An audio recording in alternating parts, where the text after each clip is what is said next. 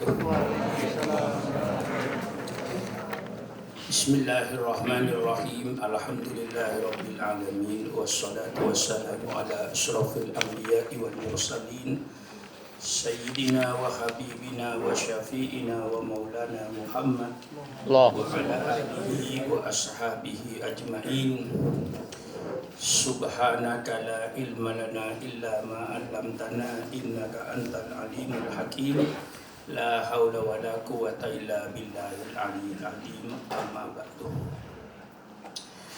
Marilah kita buka majelis ini dengan membaca surat Al-Fatihah dengan doa. Mudah-mudahan para alim ulama, guru-guru kita termasuk guru-guru Pondok Pesantren Darul Rahman dan keluarga kita, amin, yang telah dipanggil oleh Allah Subhanahu wa taala, selalu kita berdoa mudah-mudahan Allah menerima amal soleh mereka, amin, dan mudah-mudahan Allah mengampuni segala dosa mereka, dan mudah-mudahan kita yang dipanjangkan umur selalu mendapat taufik dan hidayah dari Allah Subhanahu wa taala, dimudahkan segala urusan kita, baik urusan dunia maupun urusan akhirat, dan mudah-mudahan kita selalu mohon kepada Allah.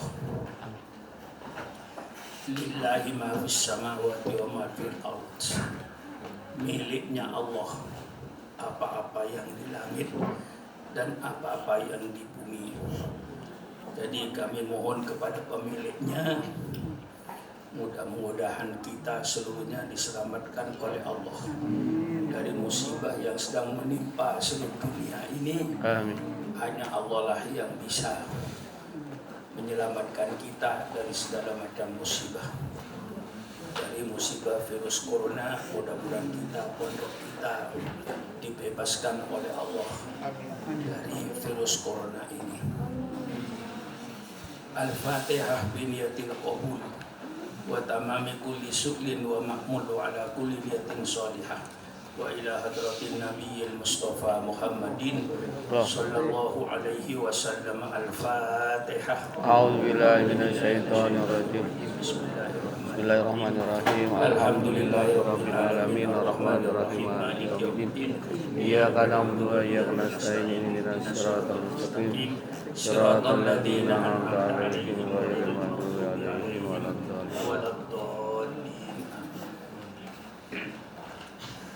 Terlebih dahulu selalu saya mengajak untuk bersyukur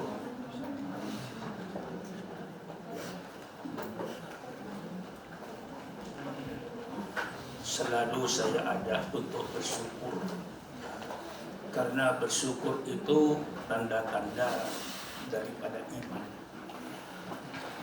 Kita bersyukur kepada Allah di tengah-tengah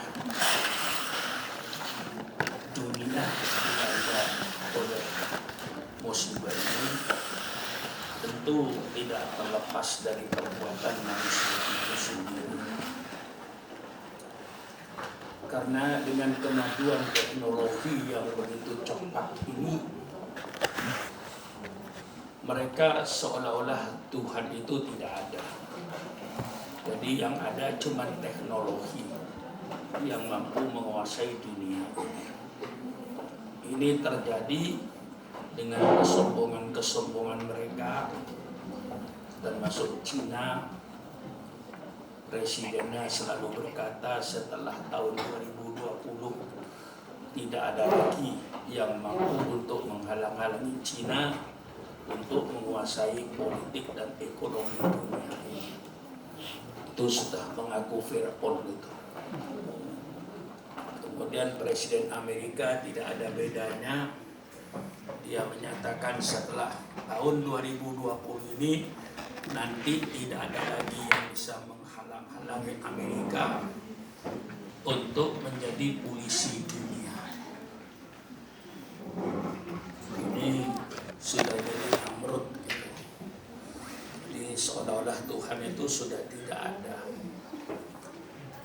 Di tengah kesombongan mereka dengan teknologinya ini, maka Allah menurunkan musibah yang begitu hebat, La ya'lamu junud rabbika illa huwa. Tidak ada yang tahu tentara-tentara Tuhanmu itu kecuali Allah sendiri yang tahu. Kalau mereka membanggakan dengan senjata biologinya, senjata kimianya, mereka membanggakan dengan rudalnya, Amerika dengan MiG-16-nya, Rusia dengan Sukhoi-nya, dengan kapal induknya yang bisa membawa puluhan pesawat tempur, seolah-olah Tuhan tidak ada. Di tengah-tengah kesombongan mereka itulah Allah menurunkan untuk menghancurkan dunia ini. Bagi Allah tidak perlu senjata nuklir, tidak perlu MiG-16, tidak perlu Sukhoi, tidak perlu peluru kendali.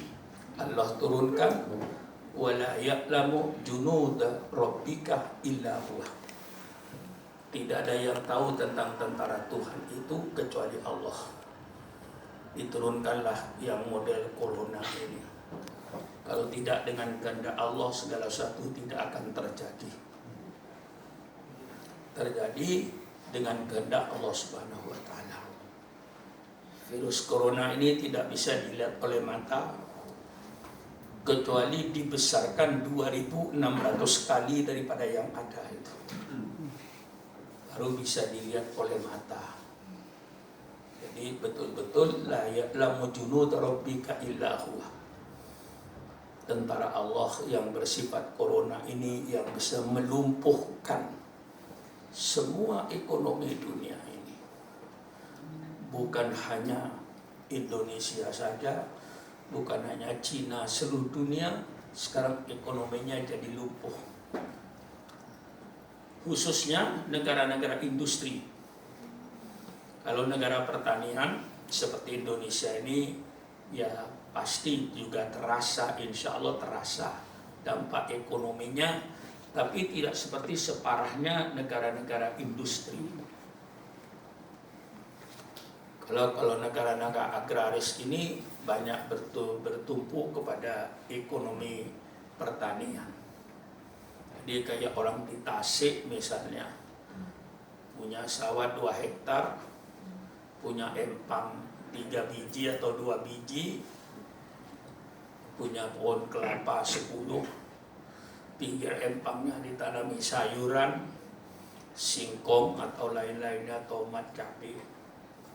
Dia tidak akan terpengaruh dengan ekonomi ini.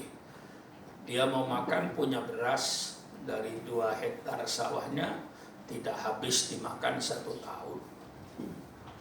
Misalnya, perlu ikan, dia naikkan ikan guraminya dan ikan emasnya. Perlu sayuran, petik daun singkong dan lain-lainnya di kebunnya ada. Harga minyak goreng melambung, dia tidak akan terkena. Dia turunkan kelapa yang kering, katakan 10 biji saja, cukup untuk dia beberapa bulan untuk minyak gorengnya. Nah, orang semacam ini mungkin dampaknya tidak terlalu terasa. Dia hanya perlu garam. Mungkin yang lain-lain bisa dia tanam. Bangsa rempah-rempah, jahe, kencur, apa bisa dia tanam di kebunnya. Maka kita ini sebenarnya bangsa Indonesia termasuk saya kurang efisiensi dalam mempergunakan nikmat tanah ini. Baru akhir-akhir kita sadari, daripada nanam tumbuh-tumbuhan yang tidak ada gunanya, bunga-bunga katakan yang tidak ada gunanya, alangkah indahnya kalau ditanami cabai merah, indah. Ditanami tomat, tomatnya tumbuh indah. Sehingga kita mengurangi. Nah, akhir-akhir ini saya coba kita manfaatnya. Ternyata kita tanamin cabai bagus. Ya, Di samping rumah saya itu ada cabai. Kalau saya perlu cabai sudah nggak perlu ke pasar. Cabai mau 100.000 kayak 1 kilo, masa bodoh. Inilah kita bikin ekonomi ini sebenarnya. Cuman kita kurang sadar. Kalau di sekitar rumah kita, kayak Ustaz Zaki misalnya, beli pot 20 biji jejer, kasih cabai, kasih tomat, kasih terong, selesai. Ini efisiensinya, cara memanfaatkan nikmat-nikmat Allah. Di sini ditanami bermacam-macam, nyatanya bagus. Ada sayur-sayuran yang bagus. Saya coba tanam jagung kemarin, ya saya panen jagung bagus itu. Guru-guru bisa bakar jagung semaunya, bisa rebus jagung semaunya. Nah dulu tandus, saya pikirkan itu. Nah ini bagi ekonomi sekarang ini yang paling menderita itu negara industri.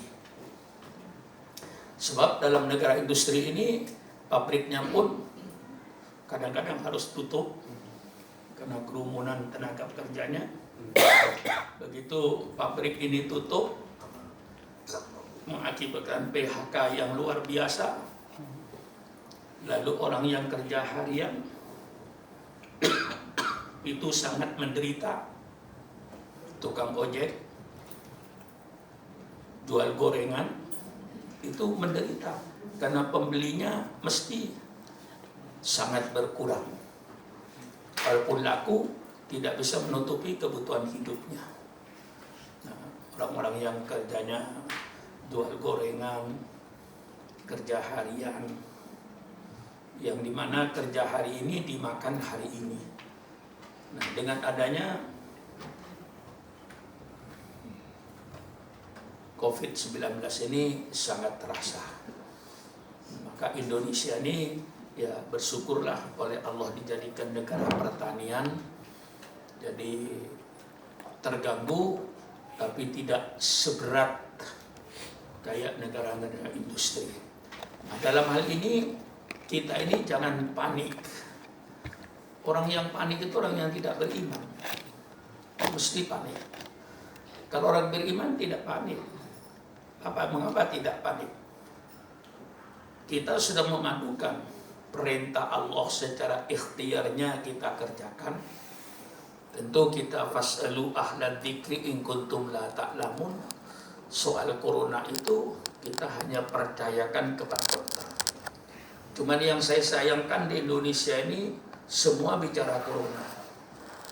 Bukan ahlinya bicara corona, bukan bidangnya bicara corona. Masa bicara corona itu satu, Menteri Kesehatan titik, atau Ikatan Dokter Indonesia itu yang boleh bicara corona. Yang lainnya jangan bicara. Ustadz bicara. Apa? Ustadz bicara. Apa?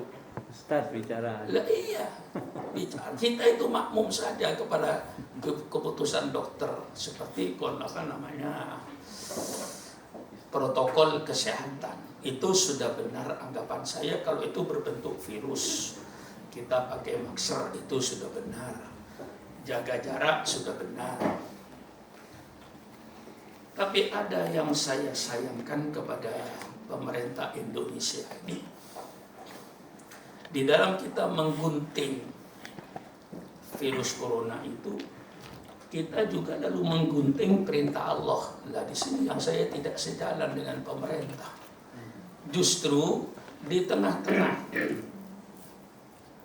musibah semacam itu, kita seharusnya lebih mendekatkan diri kepada Allah. Bukan berarti menjauhkan diri. Sholat berjamaah dilarang. Kadang-kadang masjid dikunci, ditutup. Subhanallah. Itu kan rumahnya Allah itu. Jangan dianggap semuanya sakit. Yang sakit saja jangan ke masjid. Tidak usah sampai corona, yang ada tanda-tanda flu biasa pun jangan ke masjid.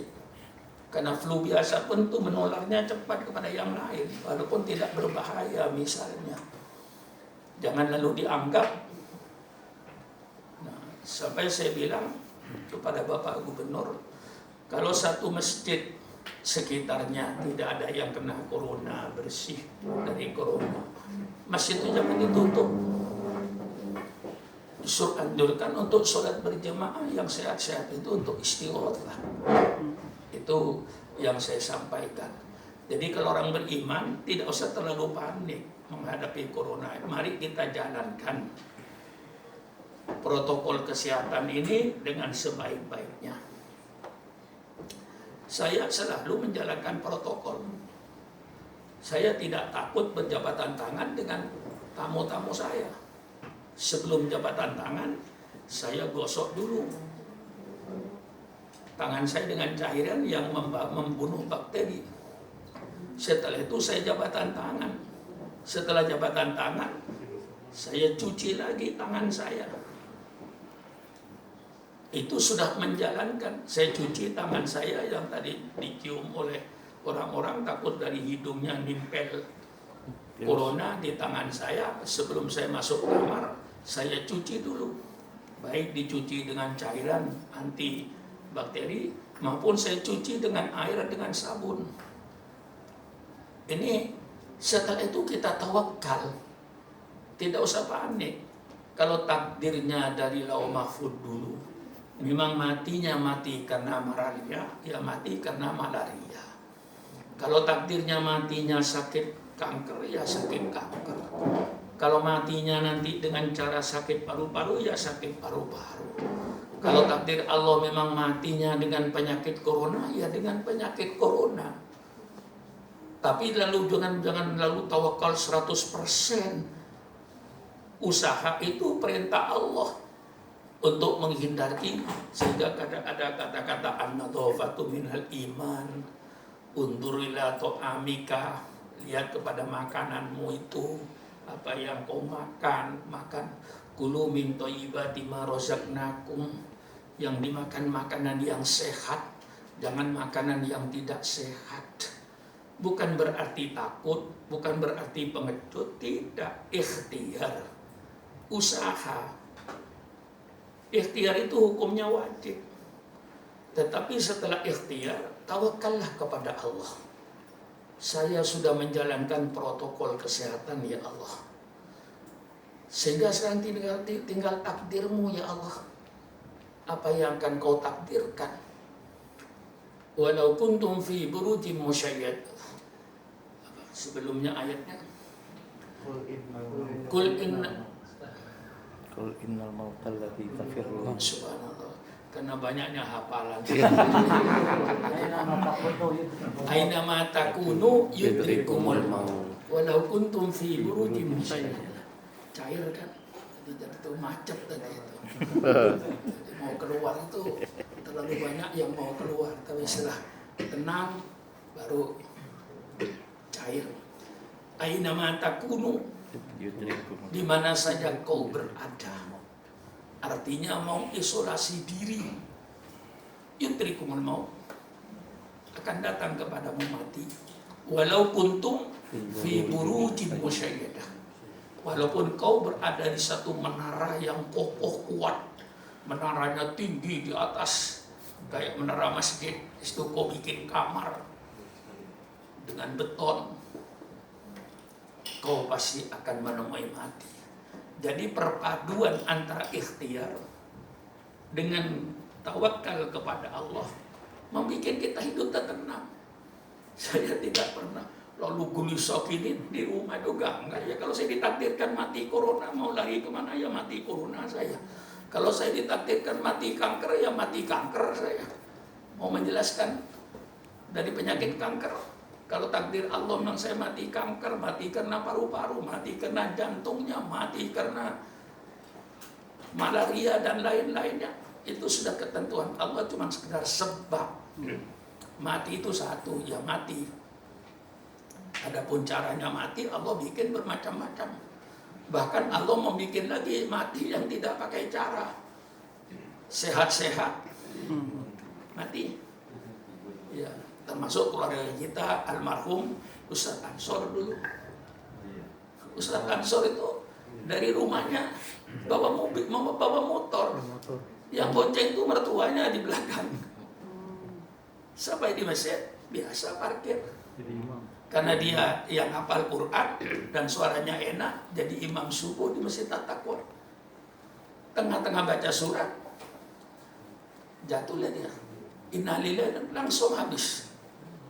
Tengah-tengah sholat itu dicabutnya oleh Allah. Alangkah indahnya orang mati seperti itu. Apalagi ketika mati katanya baca surat Qul huwallahu ahad.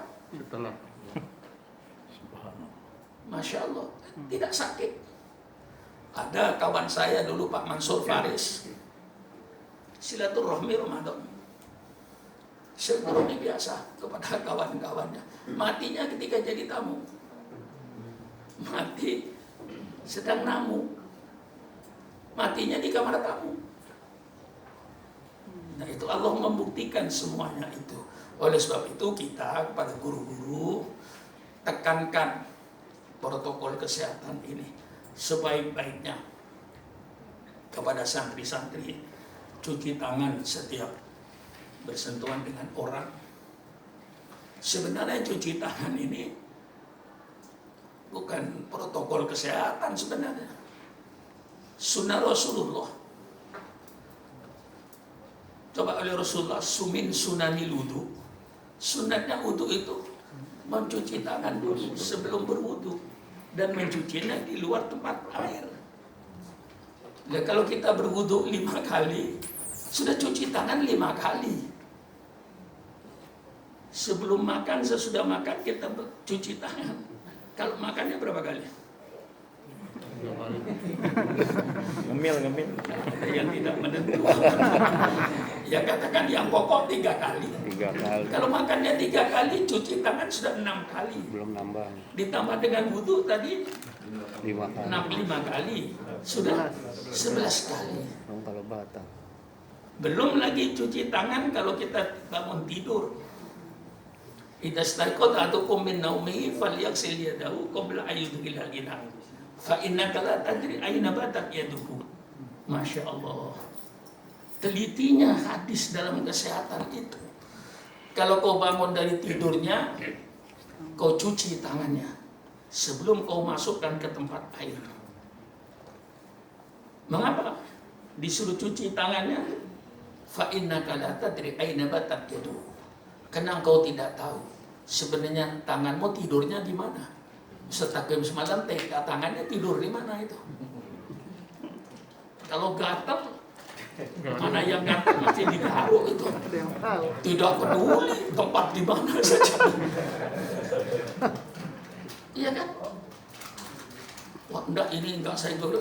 Berarti enggak tidur dia. Tidur sudah enggak sadar tangannya. Mana saja yang gatal digaruk. Rasulullah teliti, idza staiqadha ahadukum min naumihi falyaghsil yadahu qabla an yudkhilal ina. Fa innaka la tadri ayna batat yaduhu. Subhanallah. Jadi seandainya tidak ada corona pun, cuci tangan itu menjadi sunnahnya umat Islam. Apalagi ada corona. Nah itu lihat. Apalagi ada corona. Tidak ada corona pun, cuci tangan itu disunahkan oleh Rasulullah. Maka pada guru-guru diingatkan pada murid-murid, kalau perlu masuk kelas, sebelum masuk kelas cuci tangan, keluar dari kelas cuci tangan, di mana ada kemungkinannya, sehingga ketat betul kita ini melaksanakan soal cuci tangan ini. Bersentuhan dengan orang, cuci tangan dia, dan diusahakan santri dengan santri untuk tidak bersentuhan kulit. Walaupun tidak pakai jarak. Dan selalu pakai masker, tidak bersentuhan kulit, cuci tangan. Insya Allah corona nggak masuk. Insya Allah kita sehat. Wa idza azamta fatawakkal 'ala Allah. Kalau kau sudah yakin, bertawakallah kepada Allah. Nah ini yang saya peringatkan kepada guru-guru, termasuk kita.